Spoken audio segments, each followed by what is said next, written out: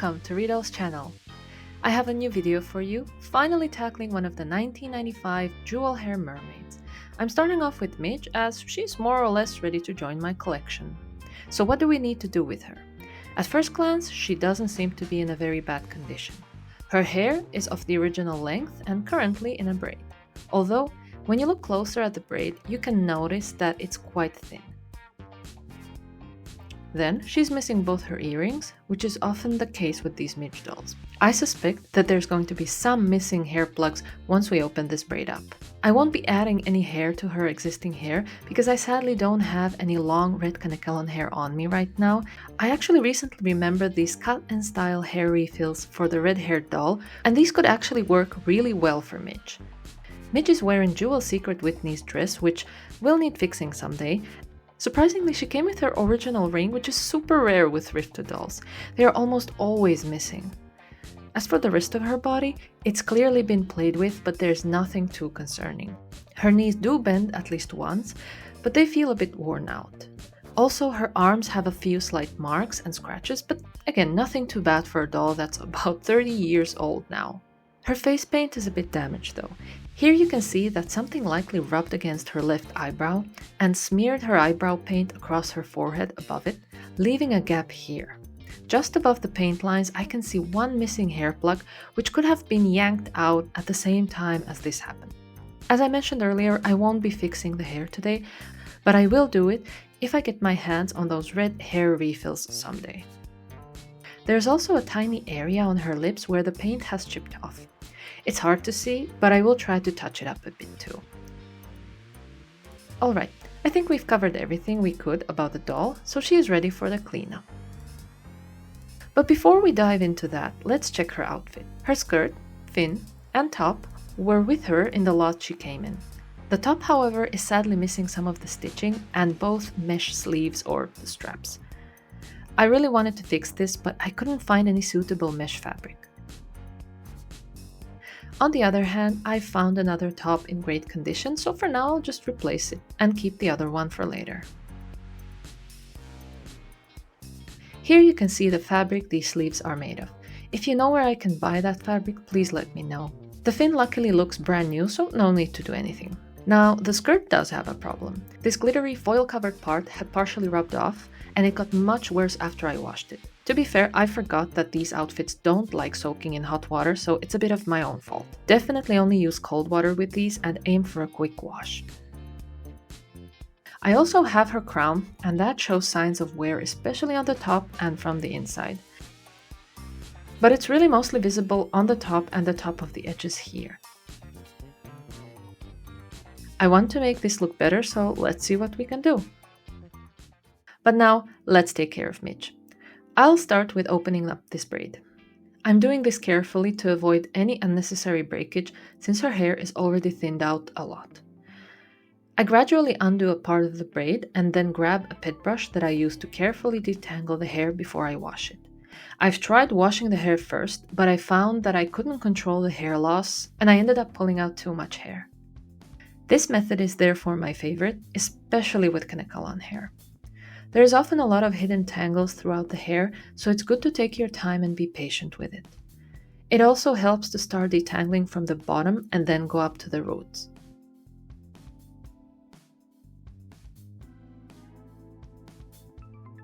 Once I'm happy with the top part, I flip the doll face down and brush through the back of her hair too.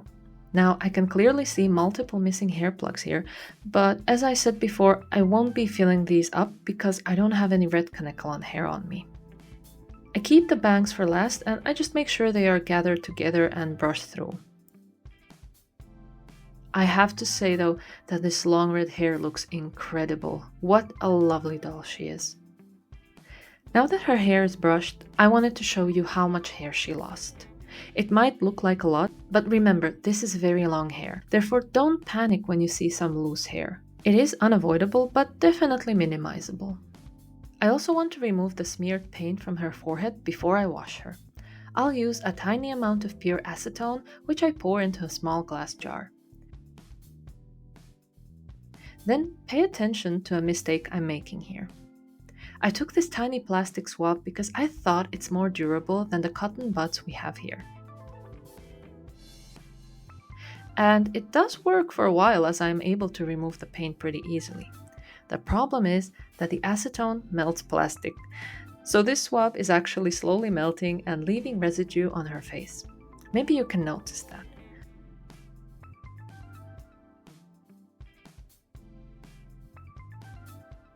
I actually got scared here because I thought I'm melting her face, but that should not happen with these dolls.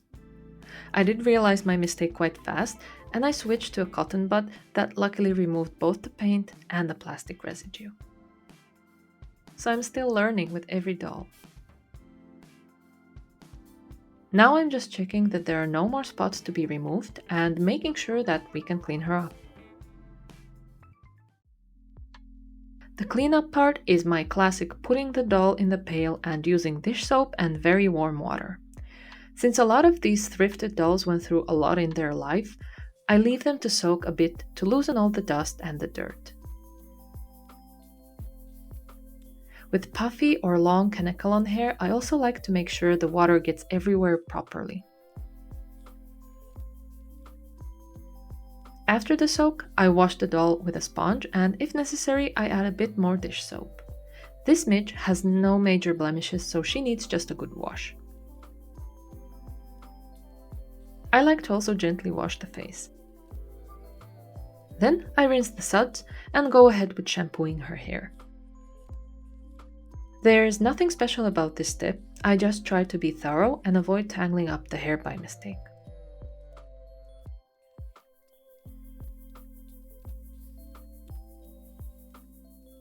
Then I rinse the whole doll with some cold water.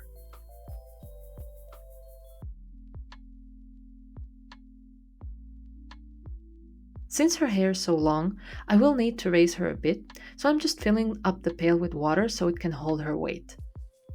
Then I'll apply a generous amount of conditioner to the hair and work it in.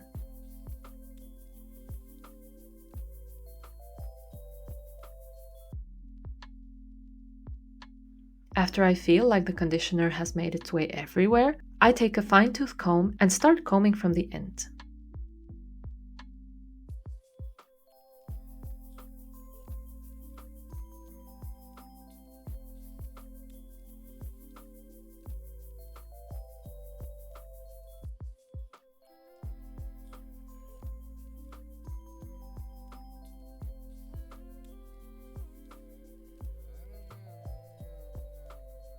Now, this setup usually works really well with the dolls, and it seemed like it will work this time too.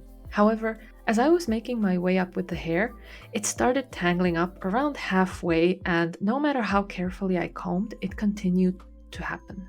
I then found that it helped to comb the hair against a flat surface, and as you can see here, that surface was the wall of the pail. I did try if splitting the hair into parts would work better, but eventually I found that long hair like this needs a surface to keep it from tangling up. So I'd definitely recommend laying dolls with this long hair on a flat surface and combing the hair that way. Also, you'll need a lot of space, which I actually don't have here in the sink, so another lesson learned.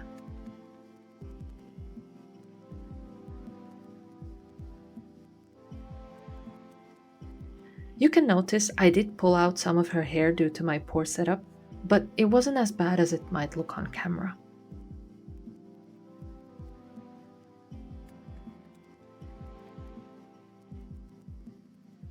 Eventually, I was able to comb through the hair nicely, so I went on to the boil wash. A quick reminder again to be careful with the boiled water and remember to use a container that can hold super hot water. For boil washing pinnacle, I always use water below 90 degrees Celsius. First, I decided to reset her bangs as I will be curling them later. I also want to get them out of the way so I don't accidentally get them mixed up with the rest of the hair. I have some ice cold water here on the side just to cool the hair off so I can work with it faster. Since there is so much hair, it's even easier to burn my hands this way, so I'm just taking some extra precautions. Then I start tackling the long hair, and again, I'm regretting not doing this in the kitchen where I'd have more space to move, so I need to improvise along the way. I also need to refill the hot water more often, as the amount of hair just pushes most of the water out of the jar.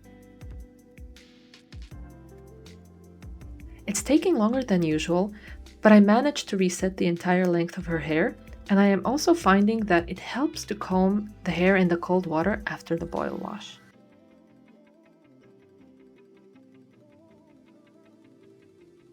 Now all that was needed was just to curl the bangs and leave the hair to dry. However, I'm skipping that step for now because I'll need to rewash her hair again. So her hair dried up looking nice, but there seems to be some conditioner residue left that I didn't rinse out properly. Can you see the hair strands clumping up a bit? The hair ends look really nice, but this upper part I don't like. So now I'm in my kitchen taking advantage of more space, and I'll just rinse her hair again with lukewarm water. And I'm mostly really just focusing on the upper part.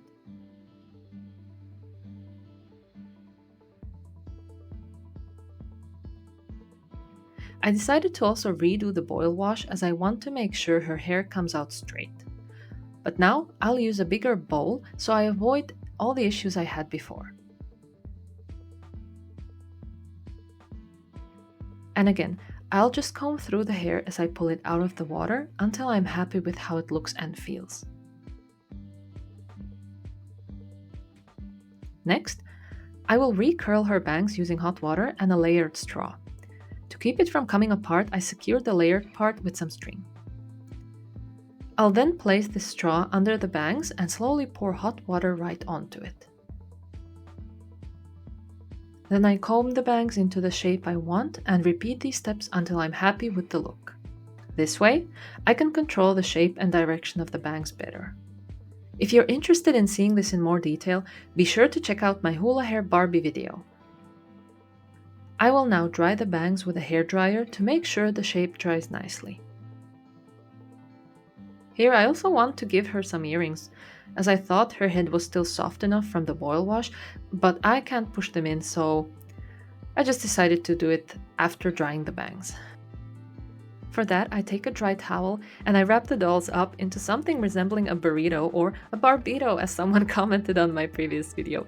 Thanks for that awesome comment, by the way. This is just to make sure she doesn't get damaged by the heat. Then I use the straw again to support the shape, and I just use the hairdryer on a lower setting. I can't control the heat on mine, only the power with which it's blowing, so I'm keeping it further away to not fry the hair. And that's it. I'm not sure I like how they look, so I might redo the bangs again. And I did redo her bangs and was also able to push the earrings in afterwards. Now it's time to retouch the eyebrows and lips that are missing some paint. Let's start with the lips. I'll use this acrylic paint in the primary magenta shade. Only a bit of it is needed, which I further thin out with a couple of drops of water. Then I'll just fill up the chipped spot. I think I should be using a better paintbrush though, as I'm struggling a bit here, but I'm happy with the results even though they're not perfect. Next, it's her eyebrow. I don't have any brown paint on me, so I'll just mix up primary magenta, cyan, and yellow to create a brown color. First, I'll take a bit of each color and mix them together.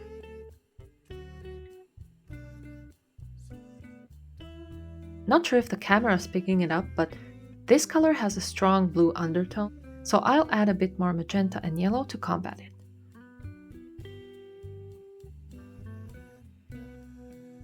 Now it's much better, so I'll thin it out with water and start applying. I found it really tricky to get good footage and be able to see what I'm doing here, but I luckily caught some of it. And that looks good to me, so I'll now leave the paint to fully dry. Again, not perfect, but it will do. Now, what to do about the skirt? Since I can see that most of the glittery foil is still intact and it's just the fish scales that are missing, I was thinking I'd try to just repaint them. I'll start with repainting dark pink scales, and again, I'll use the same magenta paint I used to fix her lips. This paint is also fully transparent, so that should allow for the glittery foil to show through once I apply it. I'll again take a tiny amount and add just a few drops of water to thin the paint out a bit.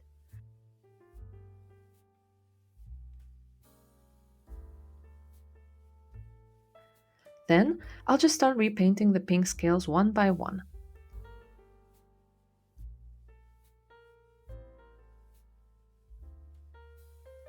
I'm really not looking for perfection here, just improvement.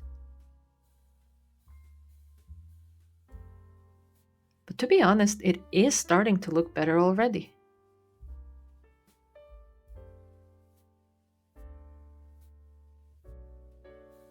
And after the paint has fully dried, I can say I like how it looks. I think this worked better than I expected. I'll continue with repainting the other colors then, but first I put the skirt on an old broken body to have the skirt keep its shape and be easier to grip. For the golden scales, I'm choosing between these two yellow shades, but I'll go with the darker yellow shade. These colors are only semi-transparent, so I'm not sure how well this will work. I'm thinning it out with water and trying on a tiny spot to see how it looks. This is, however, too bright of a yellow, which I'm not liking, so I'm adding some orange paint to it. This combination looks much better, so I'll stick with it, although it really isn't as transparent as I hoped it would be. I guess if there are any gel-like paints that dry fully transparent, those might work best. Anyway, now we only have the blue scales left to repaint. And this shade is tricky. First, I'm mixing some primary cyan with turquoise blue, neither of which are fully transparent, so again, not so sure how it will look.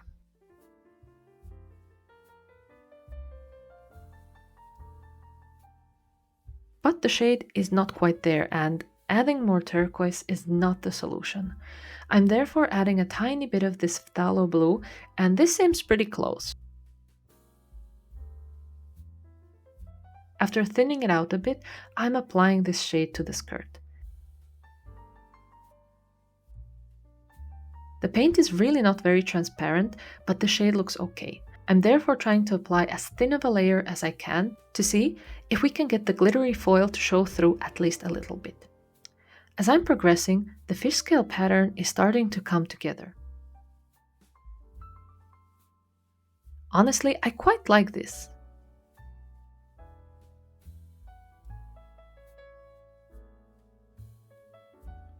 I leave this to dry fully and come back to it later.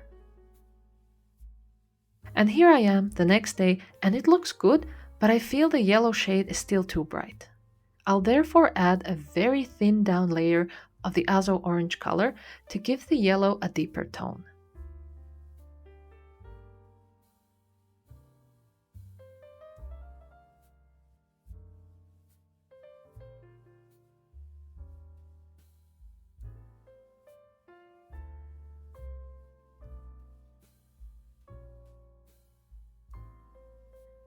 Now, I think I have the skirt where I want it to be, and it does look very close to the original.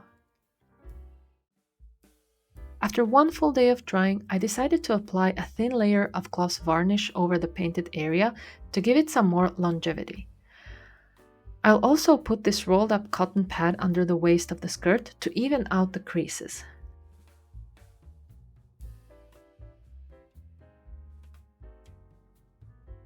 Next, I'll be applying what I thought was gloss varnish, but it's actually a gloss medium, and you're supposed to mix this with acrylic paint to give it more shine. So I didn't quite buy the right thing, but I read online that it can be used as a gloss varnish over acrylics, so I'll just use it. Here I'm aiming to apply a thin layer, and I'm trying to do it with a light hand, as I'm not sure that the original glitter print would survive a rough brushing with this medium.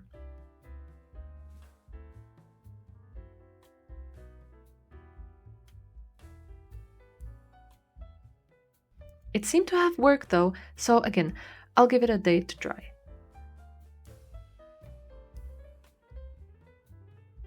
Let's compare what the skirt looked like before the repaint and after. And finally, the crown. I spotted this gold spray paint in a craft shop nearby, and I thought it looked perfect. I personally doubt we'll get the same color as the cap, which is sadly the same as the crown, but probably it'll be somewhere closer to the image on the can. But let's try it out. I use some masking tape to cover up the parts I don't want to spray because I'm not sure if it will react with the doll's hair once it touches it. Here's the crown after I applied the gold spray, and honestly, it's better than I anticipated. It's not as reflective as the original paint, but it looks good. And here's the crown without the tape. You can definitely tell which parts were retouched, but it blends together well enough. So we're done.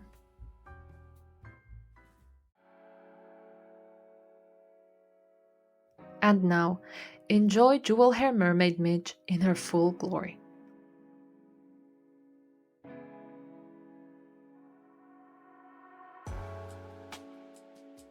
I always wanted these Jewel Hair Mermaid dolls, but at the same time I knew they were way above our family budget back in the days, so I made peace with never having her as a kid. And even though I'd love to experience unboxing her as new, there's something so soothing about restoring her instead. I love mermaid dolls, and I feel like this was one of the peak mermaid doll designs. The convertible mermaid skirt, the super long hair, the star earrings, it just works so well for me. There is a majestic air around these mermaids. And here's Midge in her mermaid form, which you can achieve by just putting the fin onto her skirt. You can also see that I added the Velcro stars to her hair. I found them on eBay, and you might be screaming internally right now thinking, why on earth would I add these to her hair? But maybe thanks to the conditioner, it's actually harder to get them to stick to her hair than to get them out. Let's again have a quick before and after to see the changes better. Now, her hair had more volume after the brushing, but I personally prefer the sleek straight look. You can always braid the hair if you want more volume, or just skip the boil wash entirely. It's up to you. In any case, let me know your thoughts and whether you also like these mermaid dolls or not. Maybe you have some horror stories involving the Velcro stars?